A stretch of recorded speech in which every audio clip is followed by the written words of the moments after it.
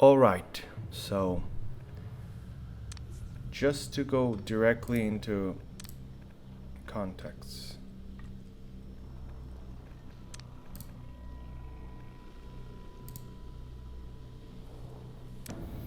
I watched my video, the part 1, the previously, and I'm not gonna hide anything, I'm just gonna go straight to the point. I couldn't watch more than 1 minute, 1.5 minute tops. It is not a fun video. I was not entertained. It was not funny.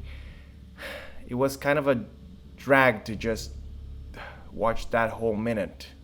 Probably it's because, I'm hearing my own voice and naturally people don't like that, but I actually think that this is not for me. Let's play all the things. I love playing games. I love YouTube, so I thought the natural thing for me was to, be a YouTube Let's Player. But I figured out it's not as easy as I imagine it would be. It is hard. People who actually does Let's Plays, I can see that they have way more, not probably creativity, but it comes natural to them. Or they put a lot of effort into probably a script of something like of the sorts. I just don't. I try. I try to do something that I really like, that I really feel that it's something that I love to do. But apparently I love to play games and watch YouTube. I don't seem to love to play games for YouTube. So, but that little part 1 thing of the video really kept bugging me to, complete at least a part 2.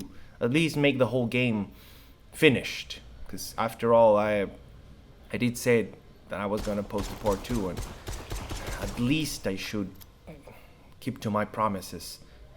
A man is as good as his word, I guess.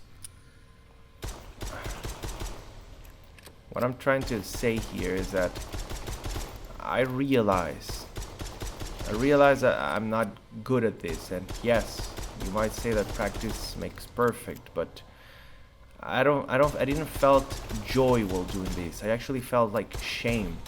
Not as shame as I'm doing something bad, but shame as I'm not good at this. I'm just not good at this. And yes, I might just be able to take 100 videos more and just get better as I go, but I don't want that. I don't want that for my channel. I don't even know what I want for my channel. As a gamer, I always thought that that's natural transition of things. Play games, then I stream games, and everything will fit in, just click, but stuff didn't click. Stuff just get messier. I tend to be quieter when I play. I don't do that good commentary. I tend to, messed up on words. I tend to not say the things that I thought that it would be practical to say in that specific moment, and I re-watch my video, and I am like, damn, I should have said something better. I figured out. I noticed that as a spectator. Yeah, I noticed that as a spectator, I am way more critical of my, commentary and play style. And when I am actually doing it, I just am focusing on the game and the commentary, and I don't just pay attention to such things as what I should be saying. God, why does it have to be so difficult? And I know, I am a person with access to the internet and the possibility of playing like a VR game. That's like not something that it comes as a gaming necessity. It's more like a privilege. I know I am not one to complain. I shouldn't be complaining. I have a lot of things that people will love to have. But at the same time, I don't have things that other people just had at birth. So why not just wish for for something more. Yes. I mean, wishing costs nothing, I know, but I'm rambling in here.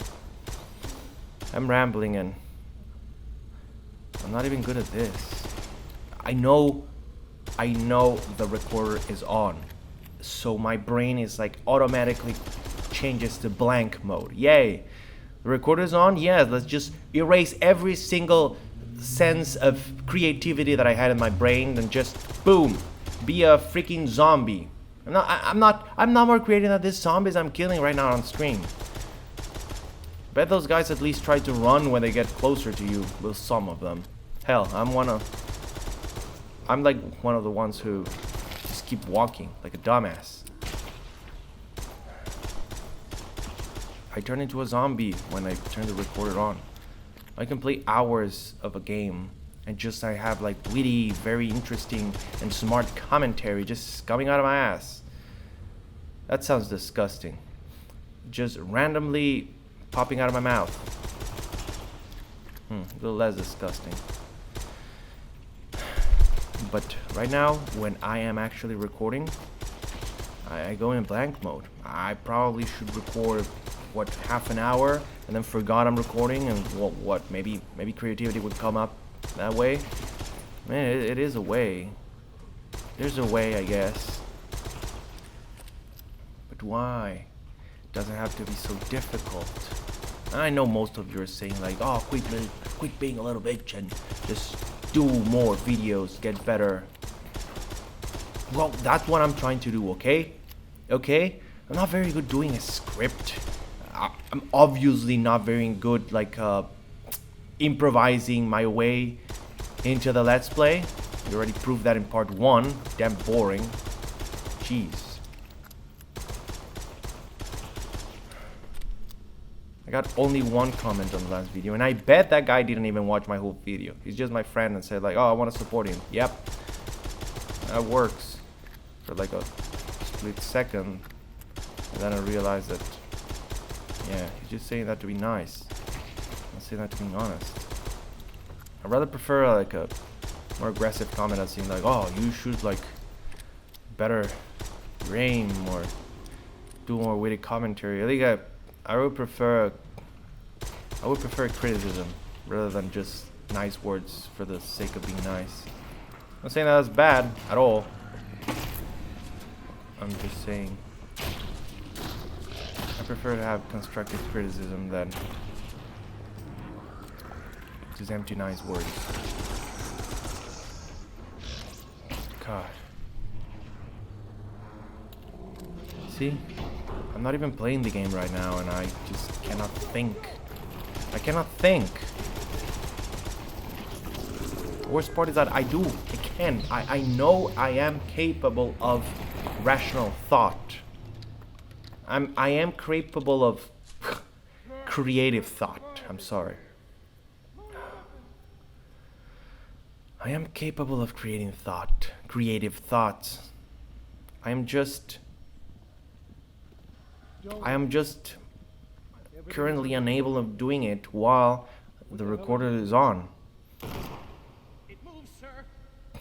Please excuse my man. That is Been on edge ever since we lost a contact with shame. Listen, Sad. Seeing someone with this virus potential doesn't just bring back the dead. that is not The rant achieving discovered that some potential differences because in of a little and a even little nothing tiny to do with mishap, kindness. like lack of practice or Try insecurity. using the subway to leave the city. I know I could be great, yet I don't push myself towards that greatness because my own self-esteem says, no, if you didn't do even good on the first time, why decent? If you didn't even do a decent or acceptable job in the first run, then why should we keep trying? I think the hardest, toughest part is that I know that's a lie. I will get better. The more I do this, the more I try, the better I will become. I actually run a D&D group as a DM, and as my self-esteem was pretty much writing the the post to call new players in, I wrote, the first game might be extremely bad, like horrible, like barely unplayable, but if you survive that first game, I swear to you that the next one will not be as bad, will be better. The next one will always be better than the previous one, because I believe in self-improvement. I believe in self-improvement. I believe in being better, in getting better with practice. But I got a, how do you say, responsibility with my players. They'll be there every Sunday, so I need to push myself to do that. With YouTube, there's no one pushing me to do this. I apparently do this because I want to do it. But even that, my self-esteem just says, no, you don't need to. Why would you do it if you're bad? And I don't believe my self-esteem, but I still take its advice. I guess that's the hardest part of being alive. You know, battle yourself every single day. Like one day or another, you might be like easy on you, like, oh, you're pretty nice, good bro, you're in a good mood.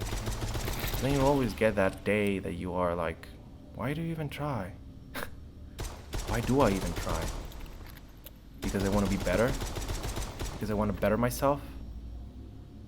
But I want to better myself in that specific day. What about the next day? Will I want to better myself that next day? Will I want to be better the other day and the other day? It's not a one-time thing. It's not like push it forward and you'll start and everything will become good. No, you need to push it forward just to survive one single day. And it's not even survive. That's my point. I'm not living in a how do you say, like a post-apocalyptic wasteland where like every day is like a blessing because you might be dead the next one. No, I have my safety assured. I'm not in like a crazy horrible country where like a bombing can happen any moment. That's very like, that's a tough way of living. That's a real problem. My problems are real. My problems are pretty much fabricated by my mind. Risk of death is a real problem. Depression is a problem that you made by yourself. And I am not saying that depression is not a problem. It is, I know. Like the problems that you make for yourself are like real problems. But some of them are not. I don't have depression, by the way, just saying. Probably I mistalked when I said depression. I mean just being down. Depression is a real thing. Forget that I said that. The thing that I meant to say was having a downtime, being down, having a low streak, you know? You're like, oh, everything's fine, and then the other day you're like, wow, man, what am I even trying? That's not a real problem. That's something in your mind, in our mind. That's something in my specific mind. I just need to want it hard enough, and I will be able to do it. But how do I want? How do I force myself to want something? Like it's like you cannot choose your likes. If you like color blue, like what? Are you gonna just stop liking it? No, you can't. You cannot choose what you like. You just like what you like. You can condition yourself to not like that color anymore, like associated with bad things, like I don't know, bruises or gangrene, or just like frozen bodies of people who climb Mount Everest. Oh, blue is bad because I associated with all those colors, with all those things. See, you can condition yourself to not like blue, but that again takes effort, takes trial and error, takes a lot of disposition, and that's the thing. I don't have that. I have a lot of will for a day, maybe two. Hell, I might push myself to go a whole week if I'm lucky. But after that it's It's almost like a lost battle. If I don't have anything behind me pushing me to do that I want to do, how do I even? And that's the thing that I say with not a real problem, because whenever I try to open up to someone that says like I have a real problem, that I do not want to do the things that are better for me, they just look at me and say like, you're a fucking child. You are just being a spoiled brat.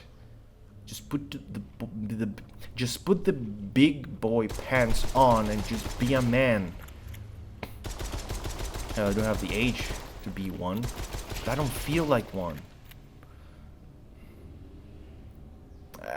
And I don't want to go on to all that subject of, oh, is the way I was raised, is my parents' fault, or is society's way of, controlling us.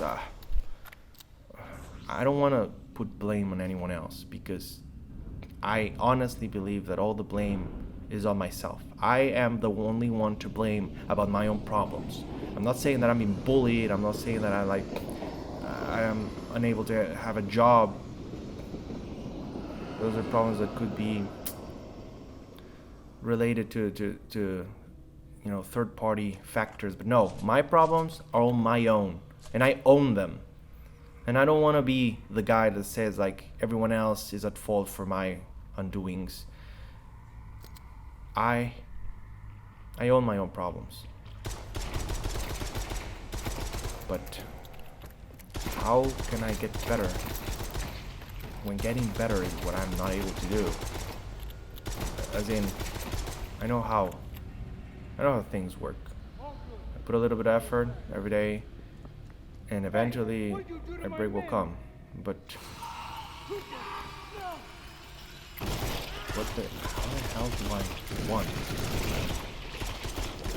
be better?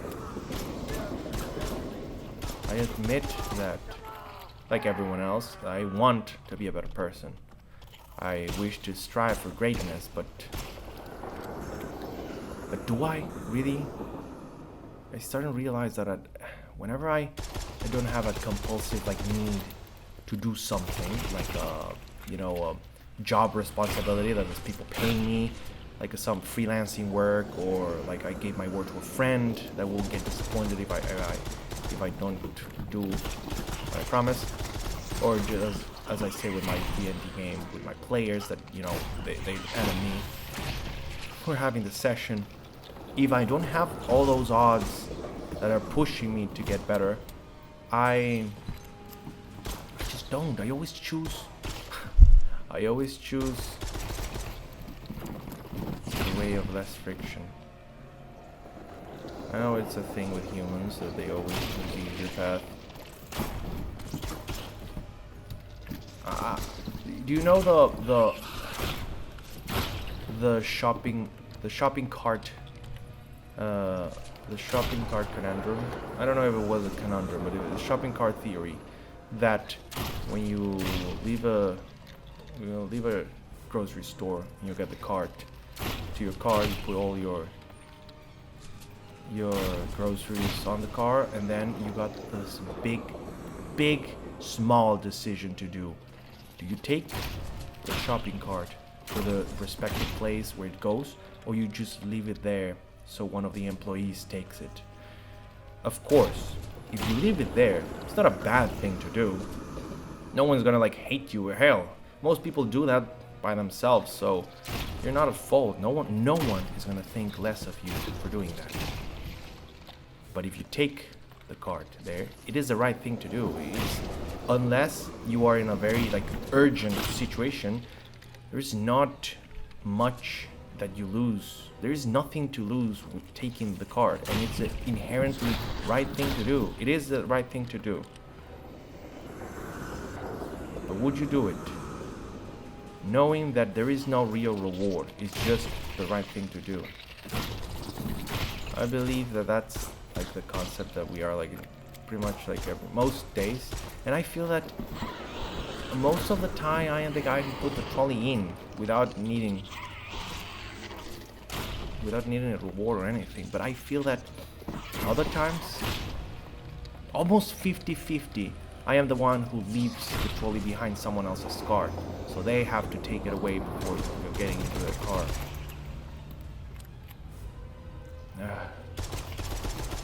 I feel that that's a great way of explaining human morality. Do you do good because it's a good thing to do, or do you do good because there is a reward to have? Most people say like it's not worth it to be a good person because people don't appreciate it, but that's the thing. Being a good person is doing the right thing without any appreciation. If people like slap you in the face, the right thing to do is saying like, the right thing to do is not retaliate, just trying to find a solution where everyone is explained and no one needs to recur to violence. And that's the bad thing and the hardest thing of being a good person. You don't tend to win in society as we know it. I know that because I knew about business people. My wife tends to love the idea of being a businesswoman and getting rich and all the stuff that like a lot of you might already know. But look, I analyzed a lot of people that she told me, and I just like checked them out and realized that being a good business person doesn't necessarily mean a good person. I check a lot of schemes to get money fast, you know, just for fun. I just and you know, over curiosity, I check out how to make a lot of money with as little work as possible. You know, just to check out what the hell was going on there at venue. And I found out that there is a lot of scummy ways of making money. And hell, most of those scummy ways are actually the best way of making money. If you're not scummy, you're not gonna get that much money at all. You're gonna have like a fair, how do you say? Fair paying, easy, safe job. You're gonna have a safe job. That means that you're gonna have a safe paying bill. How do you say? Paying bill check. You're gonna have a safe check on the other one. With a safe job comes a safe monetary remuneration. But with a very difficult, like dangerous job, there might come like a better paycheck, right? I mean, not saying like military or construction worker. I'm actually saying stuff like being a drug dealer or a paid assassin. Those things give a lot of money, but your life can end like from one day from another. Yeah, being an office worker, well, the stress is gonna kill you, but it's gonna take decades to do so, depending on the level of stress, of course. What I'm saying is that an office job gives you very little money, and it's gonna give you very good stability and safety. Yet, being like a contract killer, it's gonna give you probably a lot of money, but you might die very first day of your job. Honestly, I do understand why some people choose it. I'm not saying that it's right. I'm openly saying that that's wrong. Yeah, of course. Killing people is wrong. I'm not the first one to say that, but I believe it. I mean, the idea goes very, very more deep than that. I believe that if you are in a situation where the other person wants to kill you and you are not strong enough to, you know, submit the other person, well, as self-defense, I do believe probably killing someone would be the only way. But again, I do believe that consequences will come for that. I believe on freedom of speech, not freedom of consequence. Even if you kill someone to save your own life, you're still gonna have the consequence of that killing someone. Probably psychological, but what I am saying, all the rambling about, is that Being alive is hard. Either if you're in a poor country, if you're in like a great country, if you're rich, if you're poor. All depending on the way you see things. And some people see things, most people see things in a very difficult, like, normal way, let's just say. I don't want to be that guy that says, that wants to complain about everything that they do. I want to be the guy who wants to appreciate everything that he has and put an effort every day, but I don't know how to be that guy. That's what I'm saying. I'm striving every day to try to be that guy, but I don't know how to. And I tend to forget. I tend to forget that I am looking forward to that every day. But with that said, I guess the game is off, so... Well, this was just rambling. Rambling against humanity, I guess. A little rant against humanity. I don't know why you're listening to this, but if you did, thanks, I guess.